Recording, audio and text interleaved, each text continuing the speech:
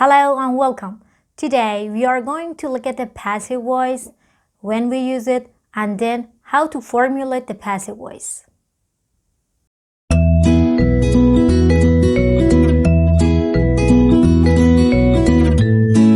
سلام دوستان، امروز نگاهی به جملات مجهول در زبان انگلیسی میندازیم و اینکه کی از اونها استفاده کنیم و چطور میتونیم یک جمله مجهول بسازیم.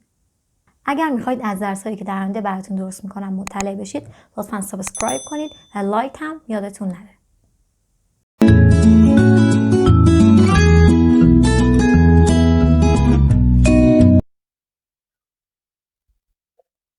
Active sentence، جمله معلوم. برای اینکه بتونیم جمله مجهول درست کنیم، باید ساختار جمله معلوم رو بلد باشیم. جمله‌ای که با کننده کار شروع میشه، یعنی فاعل، سپس فعل و بعد مفعول و شی یا شخص رو که کار بر اون انجام شده جمله معلوم میگن. A sentence generally begins with the performer of the action, subject, then the verb, then the object or person that the action is performed on. این ساختار یک جمله معلومه. Subject John, verb cleaned, object the room. John cleaned the room.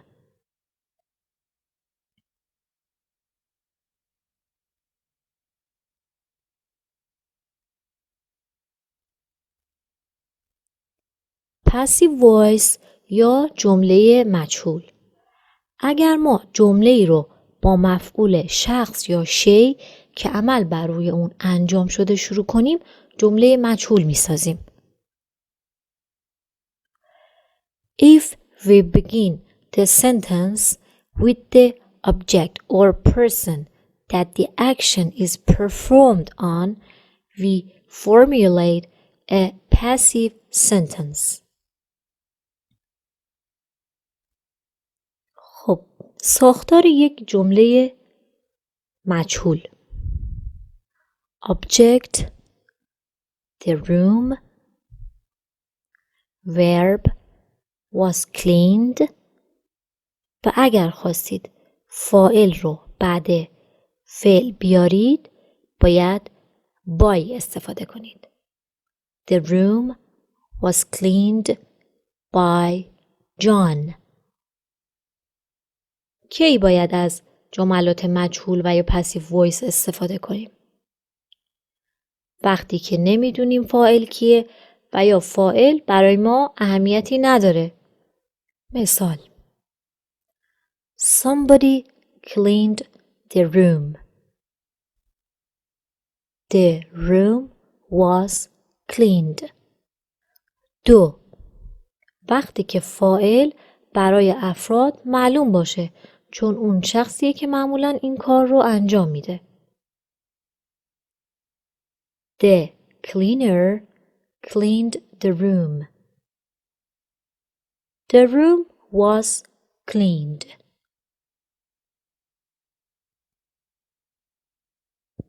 بیایید با هم به مراحل ساخت جمله مجهول نگاهی بندازیم. How to formulate the passive voice. نحوه ساختن جمله مجهول. 1. مفعول جمله یعنی شخص یا چیزی که برای اون انجام شده رو اول جمله بذارید. 2. فعل to be am, is, are, was, were, been, being رو با توجه به همون زمان فعل جمله معلوم و فاعل جمله معلوم قرار میدیم. 3. فعل اصلی رو به صورت قسمت سوم فعل past participle می نویسیم. به این مثال ها توجه کنید. The postman delivers the mail. The postman یعنی فاعل حذف میشه. The mail مفعول اول جمله میاد و فعل تو بی رو در زمان همان فعل جمله معلوم که اینجا حال ساده است یعنی ایز قرار میدیم و فعل اصلی رو به حالت قسمت سوم فعل می نویسیم. مثال دوم. The decorator is painting my room. اول فاعل رو حذف می کنیم یعنی the decorator. مفعول my room رو اول جمله قرار میدیم و بعد فعل to be رو به حالت زمان فعل اصلی اینجا حال استمراری هستش، بنابراین زمان حال استمراری فعل to be یعنی being رو اضافه می کنیم is being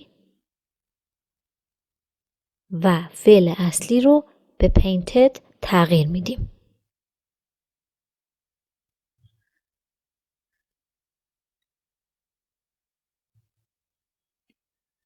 The passive voice of different tenses. نگاهی به شکل جمله مجهولی دیگر زمانها بندازیم. Present simple. I do it. It is done. Past simple.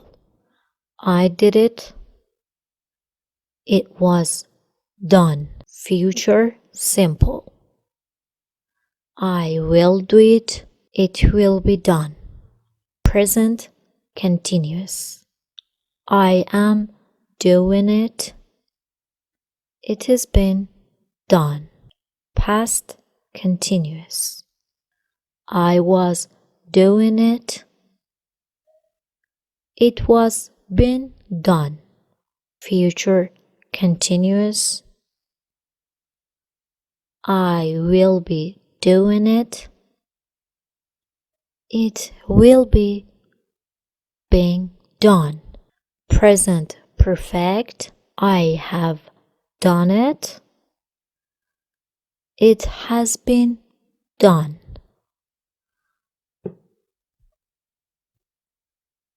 Past perfect. I had done it. It had been done. Future perfect. I will have done it. It will have been done. Present perfect continuous.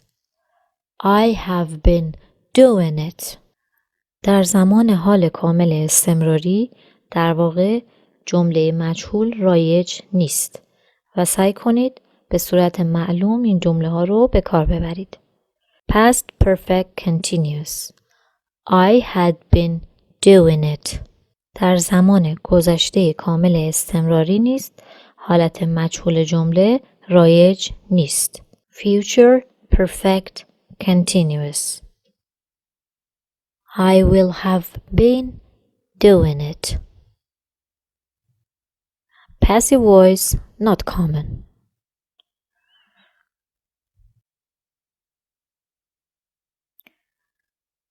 Person in object position.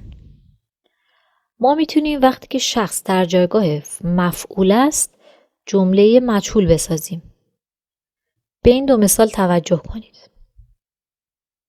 Somebody pushed me. میتونیم بگیم I was pushed. They have invited us. میتونیم به صورت مجهول بگیم We have been invited.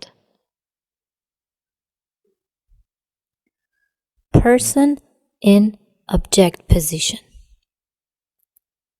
بعضی از جملات هم شی و هم شخص رو به عنوان مفعول دارند. شما میتونید هر کدوم از دو مفعول رو برای ساخت جمله مجهول به کار ببرید. این مثال رو دقت کنید.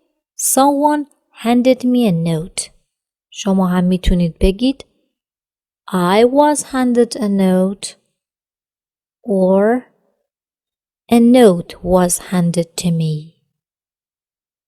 They have sent us a copy.